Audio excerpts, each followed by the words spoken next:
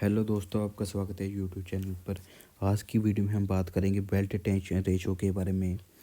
जो हमारे पास ये रिलेशन होता है T1/T2 is equal to the e⁻μ इसे मैं आज की वीडियो में प्रूव करूँगा।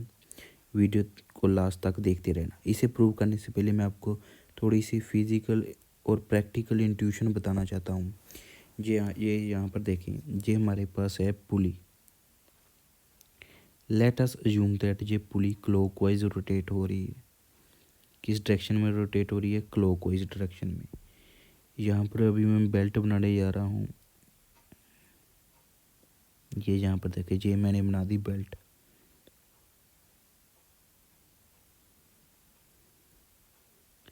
लेट अस अज्यूम दैट ये जो टेंशन है ये T1 है और ये टेंशन की वैल्यू है T2। ओके, अभी देखना, पुली क्लॉकवाइज रोटेट हो रही है। पुली बेल्ट के ऊपर किस डायरेक्शन को फोर्स लगाएगी? क्लॉकवाइज डायरेक्शन के ऊपर। अभी मैं जो फोर्सेस बनाने जा रहा हूँ वो बेल्ट के ऊपर बनाने जा रहा हूँ, यानी कि अभी मैं बेल्ट की फ्री बॉडी डायग्राम बना रहा हूँ। यानी कि पुली बेल्ट के ऊपर किस डायरेक्शन को फोर्स लगाएगी? क्लॉकवाइज।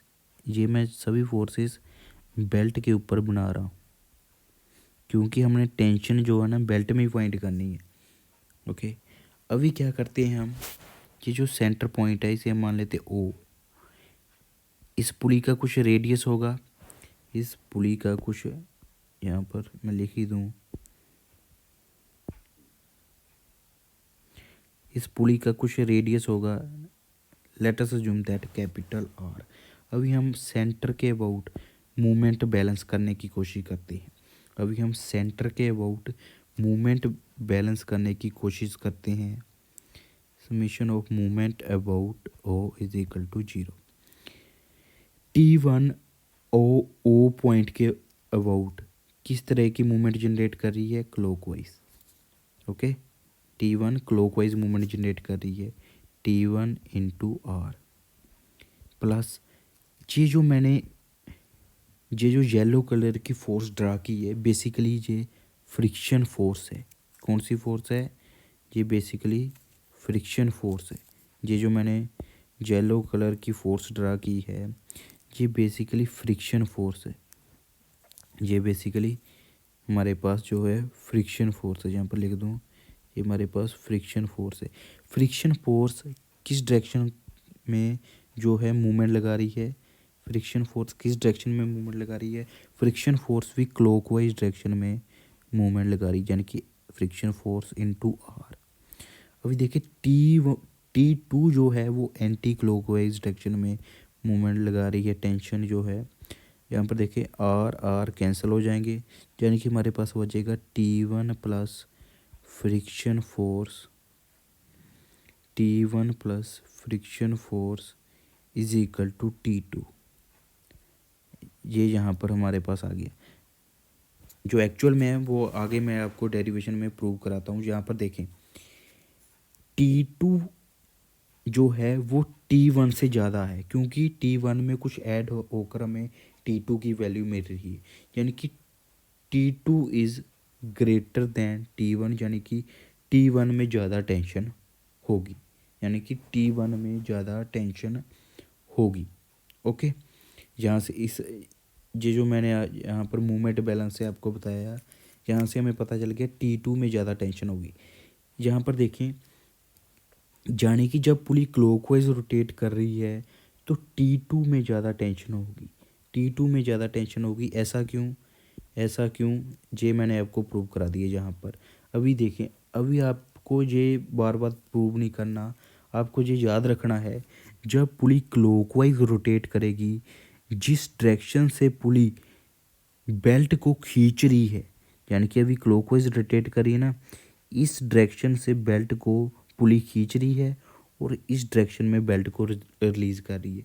जिस डायरेक्शन से पुली, आप इमेजिन करो, आप किसी चीज़ को जब खींचते हैं उसमें टेंशन आती है, जब उसे रिलीज़ करते हैं उसमें जो आती है कम टेंशन रहती है, जिसे हम स्लैक साइड बोल देते हैं।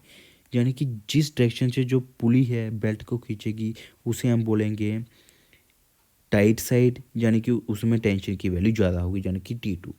जहाँ पर जो पुली है बेल्ट को रिलीज़ करेगी उसे हम बोलेंगे स्लैक साइड, यानी कि जे वाली स्लैक साइड। क्योंकि जहाँ पर जो टेंशन की वैल्यू कम है, क्योंकि पुली जो है बेल्ट को रिलीज़ कर रही है। अभी आपको नेक्स्ट एग्जांपल में बताता हूँ। मान लीजिए ये पुली है, ये एंटी क्लॉकवाइज रोटेट करी है। किस डायरेक्शन में? Anti clockwise direction. अभी आपने बताना है मुझे, ये मान लीजिए बेल्ट है हमारे पास, ओके। अभी आप बताओ, यहाँ पर मैंने लिख दिया T1, यहाँ पर मैंने लिख दिया T2, यहाँ पर मैंने लिख दिया T1। अभी आप बताओ T1 ज़्यादा होगा कि T2? देख कर बताओ। अभी देखो, अभी देखो पुली किस डायरेक्शन में एंटी क्लॉकवाइज रोटेट कर रही है, यानी कि जब एंटी क्लॉकवाइज रोटेट करेगी, एंटी क्लॉकवाइज रोटेट कर रही है, यानी कि यहाँ से जो बेल्ट को है खींचेगी अपनी तरफ, यहाँ से अपनी तरफ बेल्ट को खींचेगी, यहाँ से अपनी तरफ बेल्ट को खींचेगी। जिधर से खींच रही है उस साइड टेंशन की वैल्यू ज़्यादा होगी। जिधर को रिलीज़ कर रही है पुली बेल्ट को, आप इमेजिन करो, जिधर रिलीज़ करेगी उस साइड टेंशन की वैल्यू कम होगी। यानी कि इस केस में T1 is greater than equal to greater than T2। जिधर से पुली बेल्ट को खींचेगी वो होती है, उस साइड होती है टेंशन की वैल्यू ज़्यादा। उस साइड को हम बोलते हैं टाइट साइड, उस साइड को हम बोलते हैं टाइट साइड। जिस साइड जो पुली है बेल्ट को रिलीज़ कर रही है उस साइड टेंशन की वैल्यू कम होगी, उसे हम बोलते हैं स्लैक साइड। उसे हम क्या बोलते हैं? Slack side. उसे हम बोलते हैं स्लैक साइड। इतना पता चल गया। अभी हम डेरिवेशन को प्रूव करना स्टार्ट करते हैं। अभी हम डेरिवेशन को प्रूव करना स्टार्ट करते हैं। इतना आपको पता चल गया है। अभी हम डेरिवेशन को प्रूव करना स्टार्ट करते हैं। लेट अस अज्यूम दैट, अब फिर से हमें पुली बनानी पड़ेगी, फ्री बॉडी डायग्राम बनानी पड़ेगी। बस एक बार फ्री बॉडी डायग्राम बन गई तो डेरिवेशन प्रूव हो जाएगी। ये हमारे पास है पुली, ओके। ये हमारे पास है पुली, जहाँ पर देखें ये अभी बेल्ट बनाता हूँ इसके ऊपर,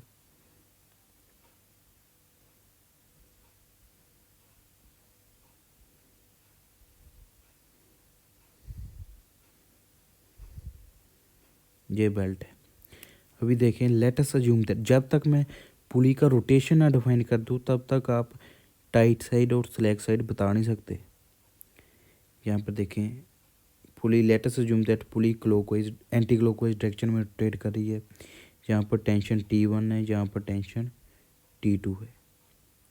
अभी आपको पता है एंटी क्लॉकवाइज रोटेट कर रही है अगर T1 is greater than equal to T2, यानी कि T1 टेंशन जो है वो ज़्यादा होगी एज कम्पेयर टू T2। अभी हम क्या करेंगे, यहाँ पर देखते जाना। अभी हम क्या करेंगे, इस जो स्मॉल पोर्शन की है, ये जो स्मॉल सा पोर्शन है बेल्ट का, इसकी फ्री बॉडी डायग्राम बनाएंगे, ओके। इसकी हम फ्री बॉडी डायग्राम बनाएंगे। इस पार्ट की मैं हाईलाइट कर दूं, इस पार्ट की हम फ्री बॉडी डायग्राम बनाएंगे, इस पार्ट की हम फ्री बॉडी डायग्राम बनाएंगे। ये जो एंगल बन रहा है यहाँ पर मैं आपको बनाता हूँ इसकी फ्री बॉडी डायग्राम। अभी यहाँ पर इसकी फ्री बॉडी डायग्राम अभी बनाते हैं। यहाँ पर देखना,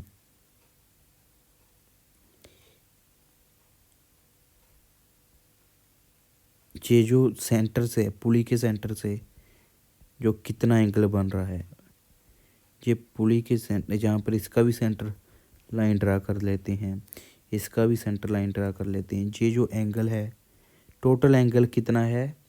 टोटल एंगल है हमारे पास डी थीटा। टोटल एंगल हमारे पास डी थीटा है। ये कितना हो जाएगा? D theta by 2। और नीचे वाला कितना हो जाएगा एंगल हमारे पास? D theta by 2। सिंपल सी बात है, डी थीटा बाई 2 हो जाएगा। फ्री बॉडी डायग्राम को कंप्लीट कर देते हैं, ओके। अभी हमने देखना है कि ये जो स्मॉल सा बेल्ट पोर्शन हमने लिया है, इस पर कौन कौन सी फोर्सेस लग रही हैं, इस पर कौन कौन सी फोर्सेस लग रही हैं। ये तो हमने ड्रा कर दिया रेडियल डायरेक्शन। ये कौन सा डायरेक्शन था, यहाँ पर मैं हाईलाइट ही कर दूँ। ये हमारे पास था रेडियल डायरेक्शन, ये हमारे पास था रेडियल डायरेक्शन। एक होता है टेंजेंशियल डायरेक्शन, उसे भी मैं यहाँ पर ड्रा करना चाहूँगा। एक होता है जहाँ पर, एक होता है हमारे पास टेंजेंशियल डायरेक्शन, ये वाला है टेंजेंशियल डायरेक्शन हमारे पास। ये हमारे पास है टेंजेंशियल डायरेक्शन। ओके, ये हमारे पास था टेंजेंशियल डायरेक्शन। अभी मैं आपको डेरिवेशन बहुत ही स्लो बता रहा हूँ क्योंकि आपको समझ आना चाहिए एक एक स्टेप, तभी आप खुद से प्रूव कर पाओगे, तभी आपको कंसेप्ट के बारे में क्लैरिटी मिलेगी, तभी आपको कंसेप्ट के बारे में क्लैरिटी मिलेगी। ये हमारे पास बेल्ट का पोर्शन है, ये हमारे पास टेंजेंशियल डायरेक्शन है। अभी हम इसके ऊपर जो फोर्सेस लग रही हैं उसे ड्रा करने की कोशिश करते हैं, उसे हम ड्रा करने की कोशिश करते हैं। कौन कौन सी फोर्सेस लग रही हैं अभी हम इसके ऊपर ड्रा करने की कोशिश करते हैं। इसे मैं यहाँ पर आगे ये जो फ्री बॉडी डायग्राम है इसे बड़ी करके बनाना चाहता हूँ, आपको और ज़्यादा क्लैरिटी मिले, और ज़्यादा क्लैरिटी मिले। यहाँ पर देखना है,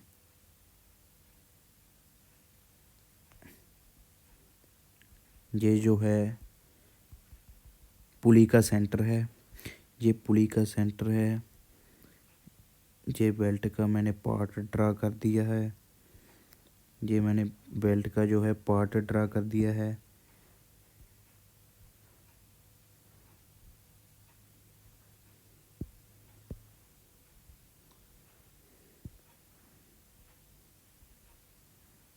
यहाँ पर देखना, अभी मैंने आपको एंगल भी डिफाइन कर दिया था। ये है हमारे पास रेडियल डायरेक्शन, ये हमारे पास रेडियल डायरेक्शन है, और ये हमारे पास है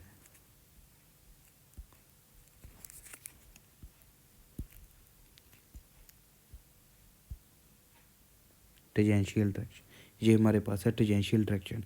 अभी देखना इस बेल्ट पोर्शन के ऊपर कौन कौन सी फोर्सेस लग रही हैं, इस बेल्ट पोर्शन के ऊपर कौन कौन सी फोर्स। एक तो लगाएगी पुली, जो पुली होगी है ना वो नॉर्मल रिएक्शन लगाएगी, जो पुली है ना इस बेल्ट के ऊपर नॉर्मल रिएक्शन लगाएगी, जो पुली है ना इस बेल्ट के ऊपर नॉर्मल रिएक्शन लगाएगी इस तरह से एन। एक तो ये वाली फोर्स होगी। उसके बाद आप देखना एक जो फ्रिक्शन फोर्स है वो लगेगी, जो मैंने आपको ड्रा करके बताई थी फ्रिक्शन फोर्स किस डायरेक्शन में लगेगी, वो बेल्ट के ऊपर। अभी देखना ये पुली जो है एंटी क्लॉकवाइज रोटेट कर रही है, तो बेल्ट के ऊपर उस डायरेक्शन में फोर्स लगाएगी। ये हमारे पास है फ्रिक्शन फोर्स। फ्रिक्शन फोर्स किसके इक्वल होती है, म्यू इंटू एन। ओके, अभी और कौन कौन सी फोर्सेस लगेगी, एक आप फोर्स बोल रही हैं, एक होगी टेंशन इस side T plus D T, क्योंकि टी1 जो अभी मैंने आपको बताया टी1 ग्रेटर देन होगी। अब इसका मतलब ग्रेटर देन नहीं है, अभी हम ड्राइव कर रहे हैं, सिंपली हमने मान लिया टी1 प्लस चेंज, कुछ चेंज हुआ है, चेंज पॉजिटिव भी हो सकता है नेगेटिव भी हो सकता है, अभी हमने ये मान लिया है। ओके, ये हमारे पास है टी, ये हमारे पास है टी। ये एंगल कितना था, डी टीटा बाई 2, नीचे वाला एंगल भी कितना है, डी टीटा बाई 2। ओके, अभी अगर जे डी टीटा बाई 2 है, अगर जे डी टीटा बाई 2 है, यहाँ पर देखना, अगर जे डी टीटा बाई 2 है, जे कितना होगा 90 माइनस डी टीटा बाई 2। जे कितना होगा हमारे पास angle 90 minus D theta by 2। Okay, अभी हमने कौन सा एंगल फाइंड करना है, यहाँ पर देखना, ये वाला एंगल फाइंड करना है। क्यों फाइंड करना है अभी मैं बताता हूँ। ये वाला हमने एंगल फाइंड करना है। ये अब हमें पता चल गया कितना गया 90 minus theta D theta by 2, 90 minus D theta by 2। अभी देखना, अभी हमें ये वाला एंगल चाहिए, अभी हमें ये वाला एंगल चाहिए। इन दोनों के बीच में ये वाला एंगल कितना है, ये जो मैंने T1 टेंशन ड्रा की है, ये ड्रा किया परपेंडिकुलर टू द बेल्ट, इसलिए ये वाला एंगल है 90 डिग्री, ये वाला एंगल है 90 डिग्री।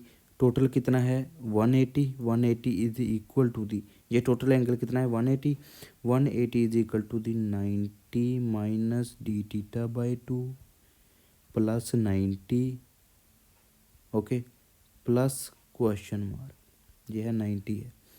अभी 90 से 90 कैंसिल हो जाएगा, अभी ये 90 प्लस 90 180, ये वाला कैंसिल हो जाएगा, यानी कि क्वेश्चन मार्क हमारे पास कितना बचेगा D theta by 2, D theta by 2, यानी कि ये वाला एंगल जो है हमारे पास आ चुका है, ये वाला एंगल हमारे पास आ चुका है डी थीटा बाई 2, जितना यहाँ से एंगल था उतना ही हमारे पास यहाँ से एंगल आ चुका है, यानी कि ये वाला एंगल भी जो होगा डी थीटा बाई 2 होगा।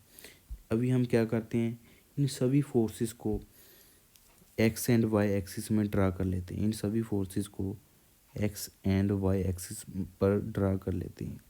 एक तो हमारे पास थी नॉर्मल, एक हमारे पास थी नॉर्मल फोर्स जो कि पुली लगा रही थी बेल्ट के ऊपर, एक हमारे पास थी फ्रिक्शन फोर्स जिसकी वैल्यू थी म्यू इंटू एन, जो कि लगा रही थी, जो भी पुली लगा रही थी बेल्ट के ऊपर।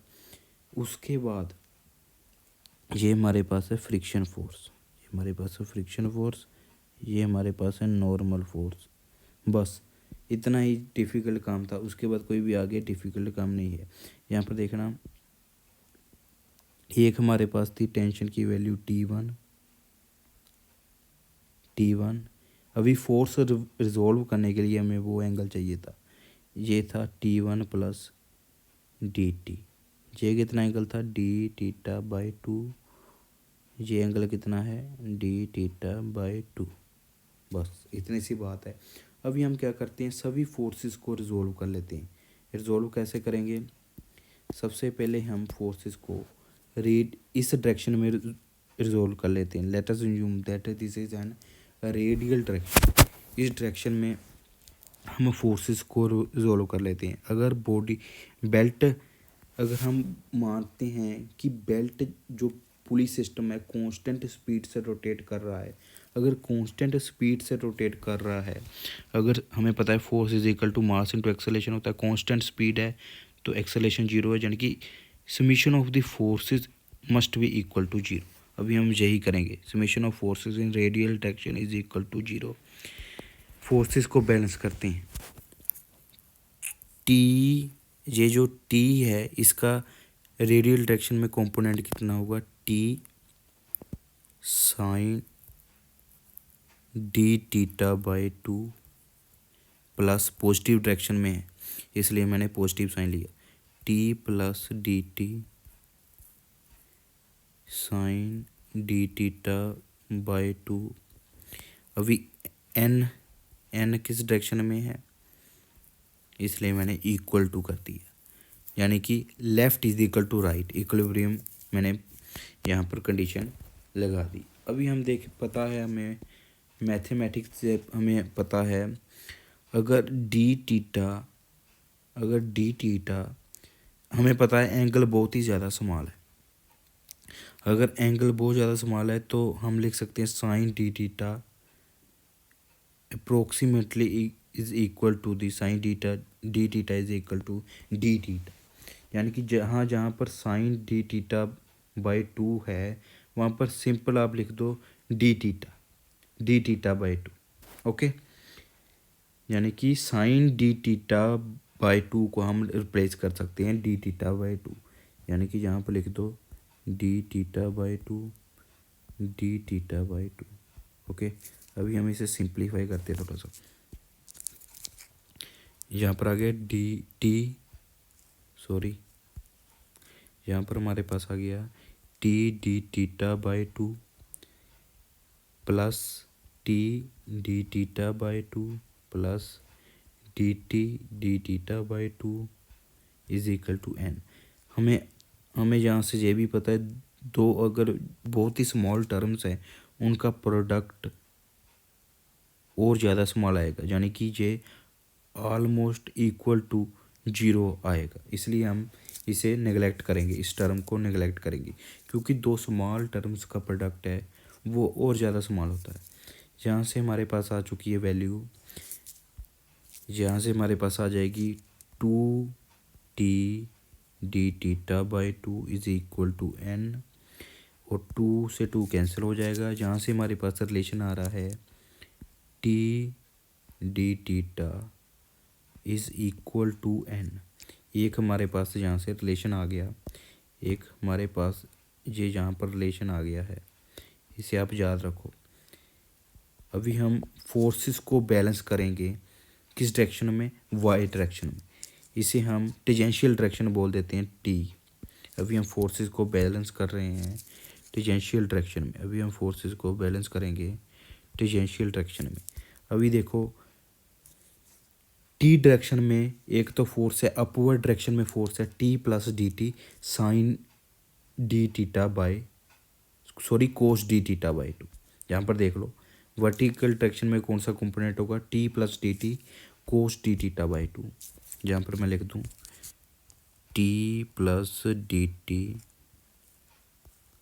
कोस डी टीटा बाई 2। और वर्टिकल डायरेक्शन में ये वाला कंपोनेंट है, डाउनवर्ड डायरेक्शन में कौन सा कंपोनेंट है, म्यू इंटू एन, यानी कि लिखेंगे हम is equal to the mu into N plus एक कंपोनेंट और है T cos d theta by 2, T cos d theta by 2, T cos d theta by 2। Okay, vertical direction में हमारे पास ये कंपोनेंट था। अभी हमें मैथमेटिक्स से फिर से पता है अगर एंगल बहुत ज़्यादा स्मॉल है तो हम क्या कर सकते हैं, जो हमारे पास होता है कोस डी टीटा, जो हमारे पास होता है कोस डी टीटा, उसे हम लिख सकते हैं 1 के। अगर डी टीटा बहुत ज़्यादा स्मॉल है हम लिख सकते हैं cos d theta is equal to 1। जहाँ जहाँ पर कोस डी टीटा बाई 2 है उसे आप 1 पुट कर दो, उसे हम 1 पुट कर देंगे। ये हमारे पास आ जाएगा 1, ये हो जाएगा 1। ओके, सिंपल सी बात है। जहाँ पर हमारे पास क्या बचा, फिर सिंप्लीफाई करके लिखते हैं। हमारे पास बचा T plus D T is equal to mu into N plus T. T से टी कैंसिल हो जाएगा, तो हमारे पास क्या बचा, d T is equal to the, हमारे पास बचा d T is equal to the mu into N. ये हमारे पास सेकंड रिलेशन आ गया। फर्स्ट कौन सा था, फर्स्ट था हमारे पास, मैं दोनों एक साथ लिखना चाहूँगा अभी। फर्स्ट था हमारे पास T plus D T is equal to N. First हमारे पास रिलेशन था T plus D T is equal to N. ये था हमारे पास relation T plus D T, नहीं टी डी टी। फर्स्ट हमारे पास रिलेशन था T D T is equal to N. Okay, second हमारे पास जहाँ पर रिलेशन आया आप सामने देख सकते हैं। सेकंड हमारे पास आया है relation d T is equal to mu into N. अभी आप साफ साफ देख सकते हैं ये हमारे पास दो इक्वेशन अभी हमारे पास आ चुकी हैं just by solving the equilibrium. अभी हम क्या करेंगे, डी टी की वैल्यू को पुट कर देंगे यहाँ पर। डी टी की वैल्यू कितनी है, म्यू। यहाँ पर हम डी टी की वैल्यू को पुट करेंगे, यहाँ पर डी टी की वैल्यू हमारे पास क्या है, mu into N. Okay, d T की वैल्यू हम यहाँ पर पुट करेंगे म्यू। यहाँ पर हमारे पास एक रिलेशन आ गया N is equal to sorry, यहाँ पर फिर से मैंने गलत लिख दिया रिलेशन, वेरी वेरी सॉरी। यहाँ पर हमारे पास था, तभी मैं सोचूँ ये यहाँ पर तो आपस में कैंसिल हो जाएंगी दोनों कंडीशन। फर्स्ट हमारे पास रिलेशन था T d theta is equal to N. First हमारे पास रिलेशन था T d theta is equal to N. अभी हम क्या करेंगे, हमारे पास कौन सी वैल्यू है, एन की वैल्यू है, सब्सटीट्यूट कर देंगे सेकंड इक्वेशन में।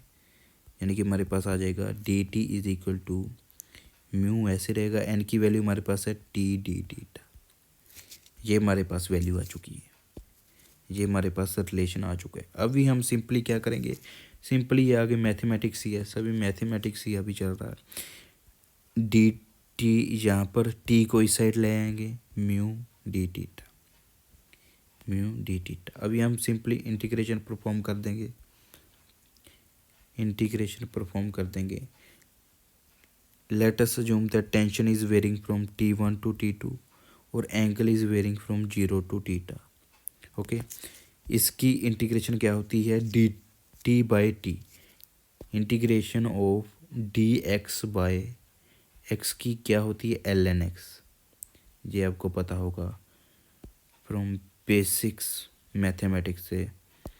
यहाँ पर हम लिख देते हैं, इसकी इंटीग्रेशन की वैल्यू आ जाएगी एल एन टी, यहाँ पर अपर लिमिट T1 T2, इसे हम सोल्व करेंगे, म्यू टीटा आ जाएगा। डी टीटा की integration theta, upper value put करेंगे टीटा। ओके, यहाँ पर हम वैल्यू को पुट कर देते हैं, L N T1 minus L N T2 is equal to mu theta. अभी हम यहाँ पर लिख सकते हैं, हम इसे ऐसे भी लिख सकते हैं, L N T1 by T2 is equal to mu theta. इसे हम और ज़्यादा सिंप्लीफाई कर सकते हैं, और ज़्यादा सिंप्लीफाई कैसे कर सकते हैं, इधर से एल एन जब हम हटाएंगे T1 बाई T2, उस साइड हम लिख देंगे E raise to power mu theta. ये देखें, हमने ये रिलेशन प्रूव कर दिया। इस रिलेशन को हम बोलते हैं belt tension ratio, belt tension ratio, इसे हम बोलते हैं बेल्ट टेंशन रेशो। अभी ये रिलेशन कब आपने अप्लाई करना है, फॉर बेल्ट ओना कर्वेचर, ये बात आपने याद रखनी है। ये रिलेशन आपने कब अप्लाई करना है, फॉर बेल्ट ओना कर्वेचर, ऑन आ कर्वेचर। अगर आपके पास मान लीजिए इस तरह से आपको अरेंजमेंट दिया हुआ है, इस साइड बेल्ट है, टेंशन T1 है, इस साइड टेंशन T2, वहाँ पर ये रिलेशन एप्लीकेबल नहीं है। क्यों एप्लीकेबल नहीं है, हमने इसे ड्राइव कैसे किया है, यहाँ पर देखते जाना। हमने इसे ड्राइव कैसे किया है, ड्यू टू दी कर्वेचर, हमने ये वाला एंगल डिफाइन किया है। ड्यू टू दी कर्वेचर ये था डी टीटा बाई 2, ये था हमारे पास डी टीटा बाई 2। इसे हमने सोल्व किया है, ये भी हमारे पास डी टीटा बाई 2 आ गया। यहाँ पर टेंशन T1 थी, यहाँ पर T plus T T T थी। इसे हमने रिजोल्व किया, यानी कि कर्वेचर के लिए हमने इसे सोल्व किया है, तो हमारे पास ये रिलेशन आया है, ये हमारे पास रिलेशन आया है। सिंपली हमने यहाँ पर क्या किया है, सिंपली हमने यहाँ पर क्या किया है, सिंपली बॉडी की फ्री बॉडी डायग्राम ही बनाई है। बॉडी की हमने फ्री बॉडी डायग्राम बनाई है। फ्री बॉडी डायग्राम बनाते सारे ही हमने उस पर कौन कौन सी फोर्सेस लग रही हैं उसे ड्रा किया है। उसे ड्रा करने के बाद हमने रिजोल्व कर लिया है, तो हमारे पास रिलेशन आ चुका है। सोल्व करते ही हमारे पास रिलेशन आ चुका है। ओके, अगर वीडियो अच्छी लगी है इसे लाइक शेयर जरूर करना। Thank you.